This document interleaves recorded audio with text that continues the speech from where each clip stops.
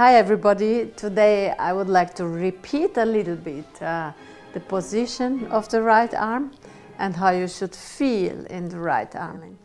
I feel completely free and I really enjoy the freedom what I do here.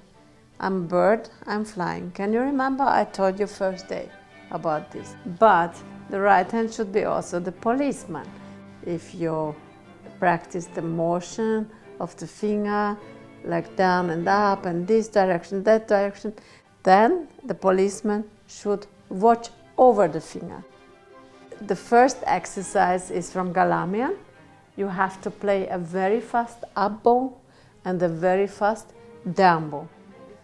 The bow should be always in a track.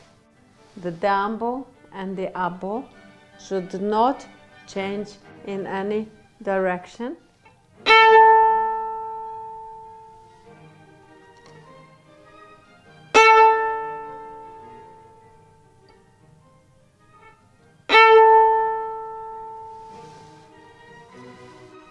The second exercise, what I want to show you, is almost the same. This is also from Galamian, but you do a little up bow before the down bow and you do a little down bow before the up bow. So it looks like this. Up, then you go in the air and then you land to the down bow. You land to the up bow.